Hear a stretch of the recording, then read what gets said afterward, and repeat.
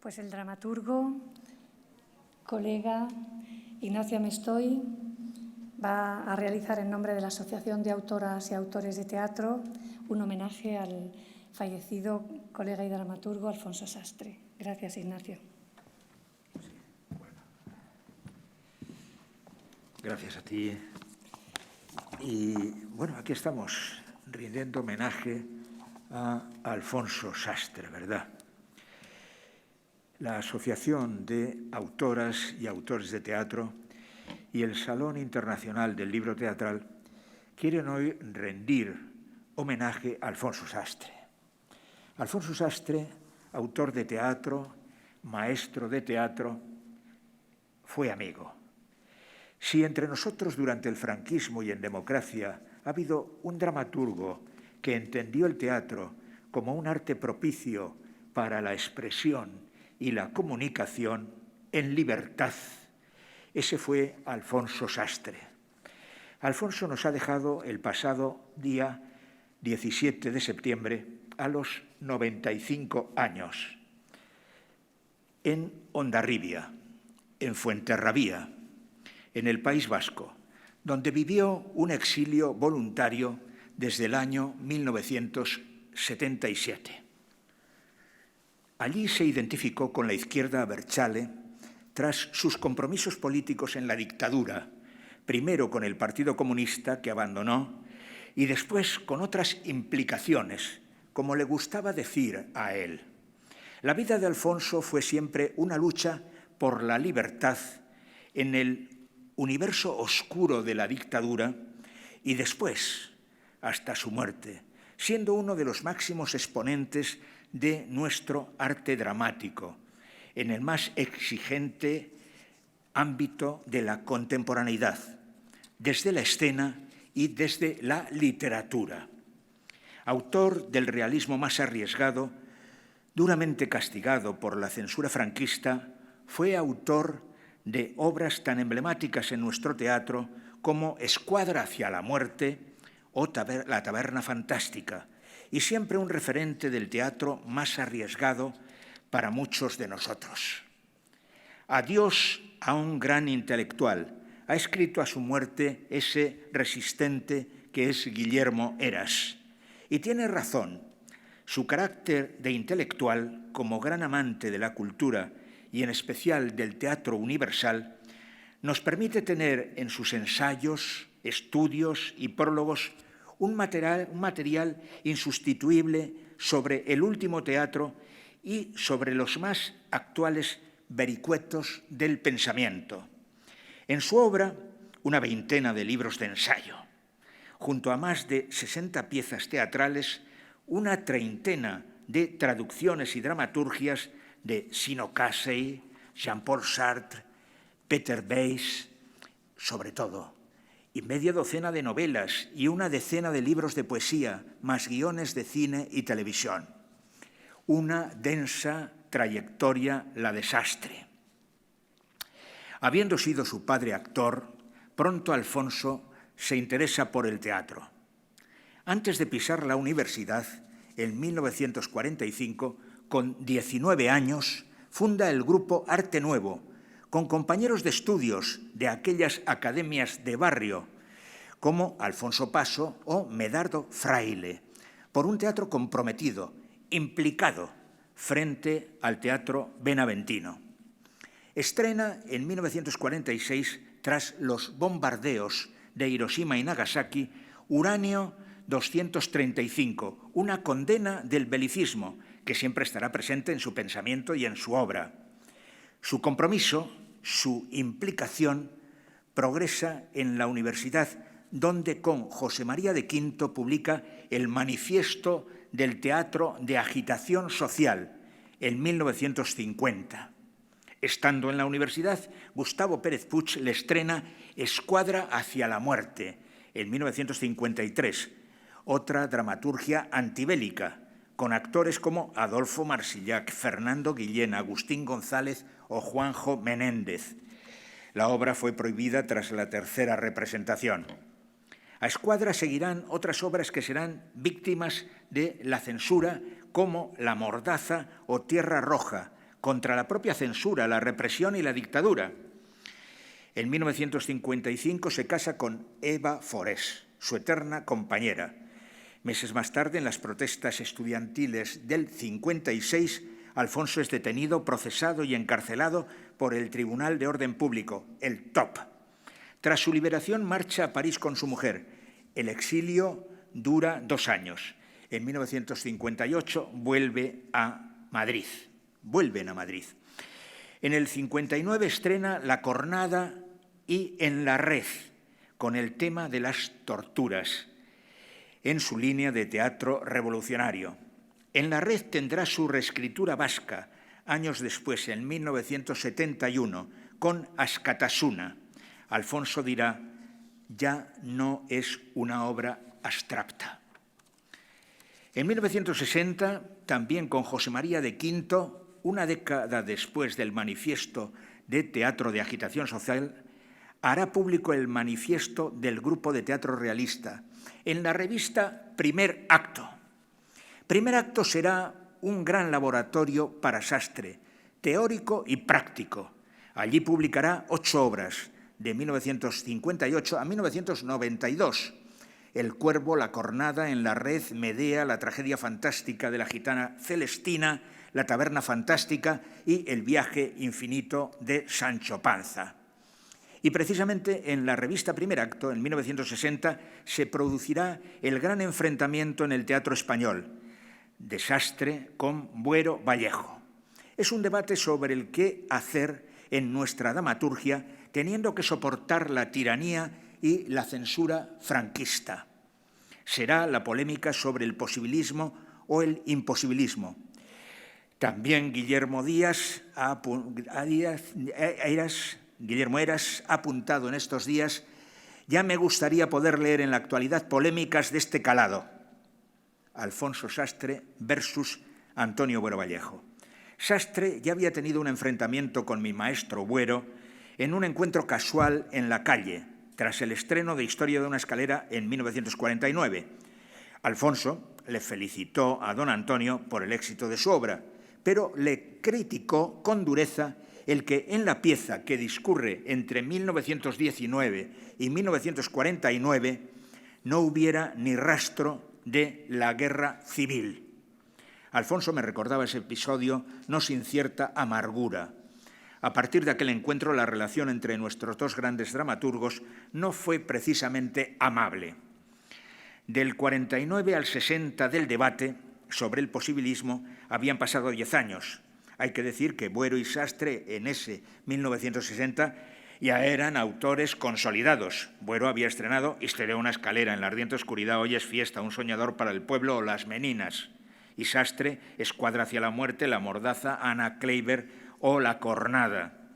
La batalla se establece en la revista Primer Acto, fundada 3 años antes, en 1957, siendo Alfonso Sastre miembro de su consejo de redacción, con Adolfo Marsillac y José Luis Alonso Mañés, y con Monleón al frente de la publicación, como estuvo Pepe hasta su muerte hace 5 años. Indudablemente acompañada de Ángela Monleón, que en este momento es la directora y conductora de Primer Acto, y salvadora. De mayo a octubre de 1960, en los números 14, 15, 16 de Primer Acto, tiene lugar el debate entre Sastre y Buero sobre escribir bajo la censura franquista teatro posible o imposible. Alfonso Paso, compañero desde la enseñanza primaria de Alfonso Sastre, con su artículo Traición en la revista, sobre la necesidad de situarse de los autores, había encendido la llama que atizó con un segundo escrito a favor del teatro que al público le gusta y conviene, frente al teatro que place al sector equilibrado y los extremistas de siempre. bajo el título Los obstáculos del pacto. Como respuesta, Alfonso Sastre publica su artículo titulado Teatro imposible y pacto social. Y ahí comenzó una batalla que todavía pervive de forma tácita, en otras circunstancias históricas muy diferentes, con la polémica posibilismo contra imposibilismo. Sastre escribió en el número 14 de Primer Acto de mayo-junio de 1960, entre otras consideraciones, las siguientes con respecto a Buero y también al ya muy exitoso Alfonso Paso. Escribe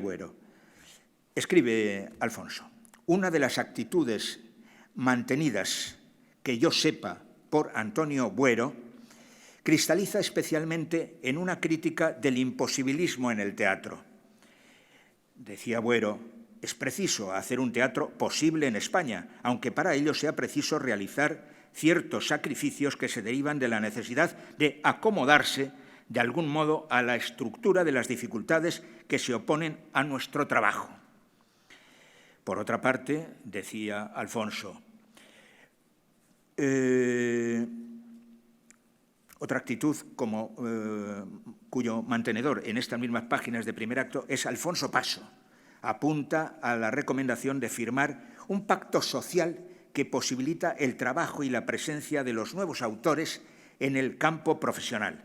A los dos, a Buero y Paso, Alfonso les dice lo siguiente: todo teatro debe ser considerado posible hasta que sea imposibilitado, y toda imposibilitación debe ser acogida por nosotros como una sorpresa por la acción de la censura. Alfonso, con sorpresa, quería decir indignación, y concluye, el progreso no se consigue por acomodación, sino dialécticamente por contradicción, por oposición a los contrarios. Paso no contesta a Sastre. Buero Vallejo sí, de esta forma. Me importa aclarar que vengo observando desde hace tiempo en Sastre y en devotos amigos suyos una actitud tendente a considerar mi labor teatral en general, o en su mayor parte, como insuficientemente positiva y contaminada, por el contrario, de conformismo y acomodación. Cuando yo critico el imposibilismo y recomiendo la posibilitación, no predico acomodaciones, propongo la necesidad de un teatro difícil y resuelto a expresarse con la mayor holgura, pero que no solo debe escribirse, sino estrenarse. Un teatro, pues, en situación, lo más arriesgado posible, pero no temerario, decía Buero. Sastre contestó a Buero en el número siguiente de Primer Acto, en donde se publicó, por otra parte, la declaración manifiesto del grupo de teatro realista que capitaneaba el Conde Quinto. El artículo de Sastre se llamó A modo de respuesta. Reitero el peligro de que la postura llamada posibilista pueda ser el caldo de cultivo en que se desarrollen enmascaradas actitudes conformistas, decía Sastre. Lo que no es así indicaba en el caso de mi ilustre compañero Buero Vallejo, en el que sigo estimando, a pesar de la penosa consideración que ha hecho de mí mismo como persona moral e intelectual, a un hombre íntegro y lleno de virtudes morales e intelectuales. Con esta media verónica concluye el autor de La Cornada un valioso debate que todavía hoy nos alumbra. 2 años después de esta polémica, en 1962, Sastre ingresa en el Partido Comunista de España. Fruto de la indagación de sus ideas será en esos años su concepto de tragedia compleja, el canon de su obra, sustanciado en La sangre y la ceniza, sobre Miguel Servet, en 1965, después de 4 años de trabajo. ¿Cómo surgió la tragedia compleja? Sastre lo confiesa. Había observado cierta separación entre el público y mis obras, las pocas veces que conseguía que fueran representadas. No podía plantearme solo el que mis obras no se representaban por culpa de la censura y quedarme muy tranquilo diciendo que era una víctima. No tenía que hacer tragedias distanciadas del público. Mis personajes tenían que ser seres humanos, con muchas debilidades, con muchos problemas, y entonces mi tragedia tenía que tener un carácter más complejo que hasta ahora. De ahí su Miguel Servet, al que veía de esta forma. Observé las debilidades de Miguel Servet. Era un personaje miedoso y grotesco, acomplejado por su cojera. Tenía una dolorosa hernia y reconoció su impotencia sexual. Era un ser humano que, a pesar de todo, no renegaba de sus principios, Así resultaba un personaje hasta divertido, pero no tuve nunca la tentación de caer en el esperpento. Hice un héroe, pero desmitificado. Y, más que de Servet, la obra trataba de la censura fascista contra la vida intelectual, que era el problema nuestro. De Miguel Servet, Sastre escribirá una biografía, Flores Rojas para Miguel Servet, que incluso soñó con que fuera lectura reglada en los colegios de España. Un año después de La sangre y la ceniza, en 1966, escribe La taberna fantástica, que no se representará hasta 1985. Entre medias, en el 72 culmina El camarada oscuro, descomunal ópera teatral, con el proceso de Burgos en el fondo, con él en escena en el final, siendo en el 74 detenido junto a Eva Forés, acusado de colaborar con ETA en el atentado de la cafetería Ronaldo, en una causa que fue sobreseída tras estar él casi 9 meses en prisión. A finales de ese amargo 74, Alfonso deja el Partido Comunista de España. No le faltarán razones. José Bergamín, amigo siempre de Sastre, decía aquello de «yo con el PC hasta la muerte, pero no más allá». La taberna fantástica fue representada en el Círculo de Bellas Artes 20 años después de ser escrita. Al escribirla, dice, pensé que ya no había nada que hacer y escribí lo que quería, sin pensar en la posibilidad inmediata de su representación. Con ocasión del estreno, Alfonso recordaba, hay un caso muy interesante al respecto, que es el de Valle Inclán. Si no hubiese sido rechazado por el Teatro Español en los años 10 y hubiera llegado a un acuerdo con él, seguramente no tendríamos el esperpento. La taberna fantástica fue el gran estreno de la transición. Lo curioso de la puesta en escena de Gerardo Malla, con la gran interpretación del brujo, resultó que, a sugerencia del director, Sastre retiró los pasajes oníricos de la obra, quedando para él lo más profundamente fantástico, su realismo teatral. A Alfonso no le gustó que la crítica relacionara la obra con los sainetes. Hacia 1977, fracasado en su día el teatro de agitación social, Sastre piensa que al amparo de la democracia podría recogerse ese proyecto bajo la forma de un teatro unitario de la Revolución Socialista. El manifiesto se publicó en la revista Pipirijaina, con el recordado Moisés Pérez Coterillo al frente, no estando lejos Guillermo Heras. La nula respuesta al manifiesto fue una desilusión seria y profunda, me confesaba Sastre. En el 78 termina Tragedia fantástica de la gitana Celestina, cumbre de su tragedia compleja. Calisto y Melibea son muy mayores, se enamoran, y la Celestina es una bella mujer, la intermediaria. No quiso hacer, dijo, una historia grotesca, sino una verdadera tragedia de amor entre dos personajes irrisorios. Una verdadera tragedia que, más o menos, mueva a risa. Como otras obras de Alfonso, se estrenó fuera de España, en Italia, al año de escribirse. Yo la programé en Madrid en los veranos de la Villa de 1985, en el Conde Duque. La dirigió Enric Flores con el Grup d'Acció Teatral.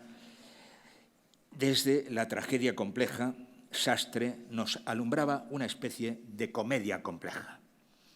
No podemos olvidar en ese entorno su ensayo autoficcionado Lumpen, Marginación y Jeringonza, una memoria científica con puntos autobiográficos en donde trata de la marginación del escritor, de su marginación misma. Al final Sastre se mata y se entierra en un cubo de basura. ¿Por qué? Le pregunté. Su contestación, me pareció divertido. En sus 44 años de Hondarribia, Sastre no cesó en su escritura, ni en su actitud política.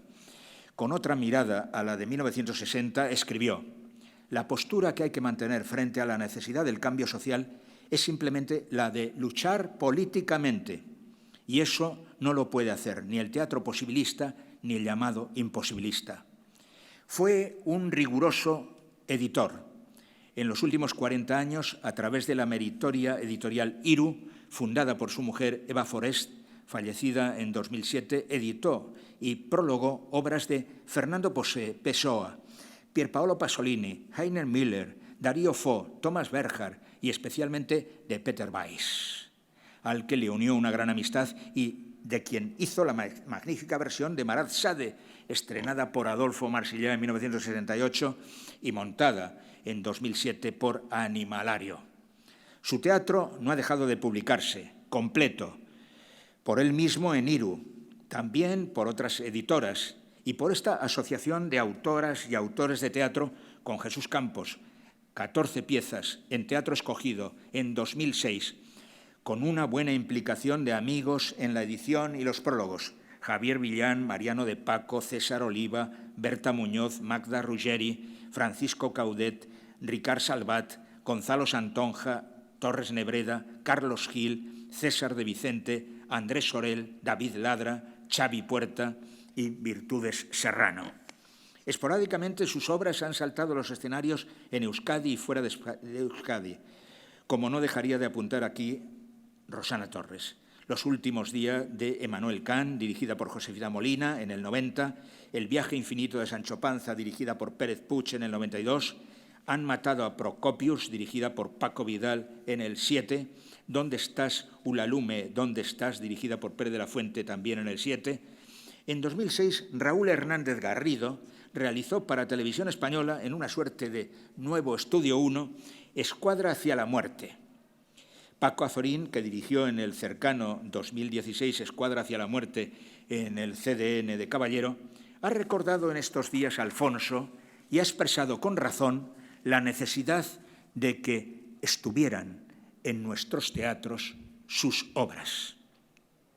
A Alfonso se le ha querido en nuestra profesión. Premio Nacional de Teatro en el 86 con La Taberna Fantástica, Premio Nacional de Literatura Dramática en el 93 por Genufa Juncal, Max de Honor en el 2003, ahora Medalla de Honor de la SGAE a título póstumo.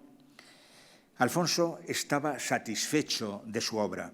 En este Salón del Libro Teatral que hoy le homenajea, hay que decir que estaba especialmente satisfecho con su obra teatral en libro y también satisfecho de que no pocos le quisiéramos y contento de volver de vez en cuando a su Madrid desde su Euskal Herria, contento de tener como patria el castellano, el español y no sabiendo si al final descansaría junto a su amigo Bergamín.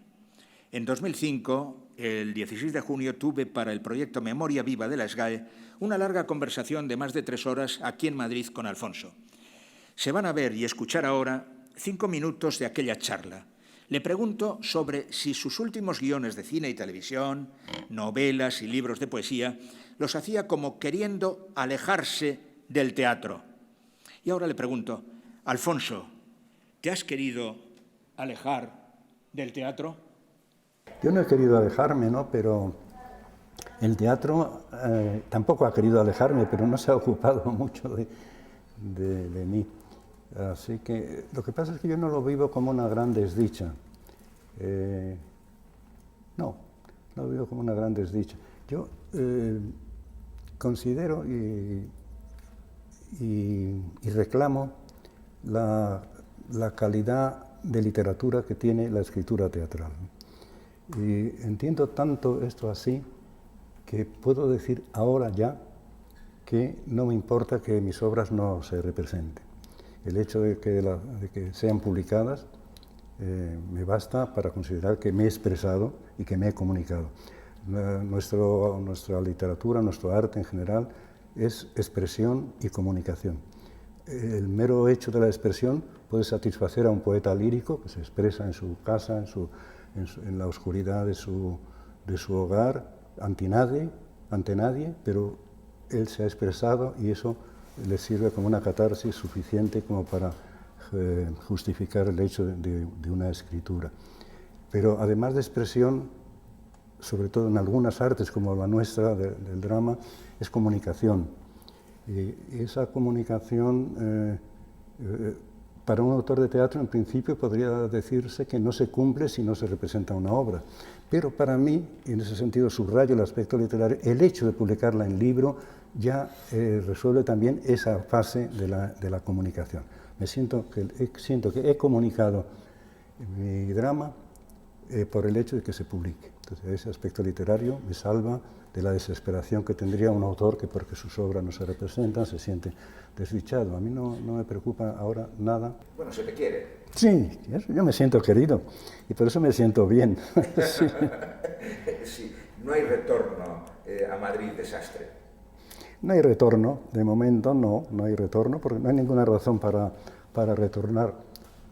Podría haber una relación más intensa que la que ha habido durante algunos años, en la medida en que se reprodujeran relaciones más intensas también, ¿verdad? Yo me siento muy próximo, es decir, mis regresos a Madrid son el reencuentro con mi pueblo, es decir, que yo soy madrileño, mi único patriotismo es mi lengua, el castellano, y esta ciudad de Madrid en la que he nacido y en la que he vivido 50 años, en la que me siento absolutamente como un ser familiar, me siento en casa. Pero mi vividuría en Euskal Herria es muy satisfactoria, es muy satisfactoria. Tengo allí una relación tan afectiva que no he hecho en falta nada desde el punto de vista del entorno, ¿no? Lo que pasa es que siempre que vuelvo, pues claro, digo, pues mi pueblo es este, desde luego, y mi pueblo es la lengua española, ¿no? Cuando me sentía como despatriado, ¿no? Porque no sabía dónde andaba, era la lengua lo que era mi patria, eso lo viví yo. Después he visto que muchos escritores han reflexionado y han venido a decir algo parecido o lo mismo, ¿no? La lengua es nuestra patria, ¿no? ¿Te enterrarán en Euskadi?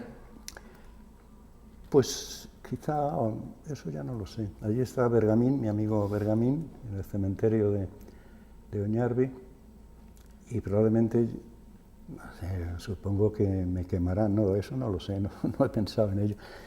Pero, bueno, en todo caso pensamos estar allí siempre y venir aquí siempre también, venir aquí siempre. Aquí o a cualquier otra parte. Gracias, Alfonso. Gracias, muchas gracias.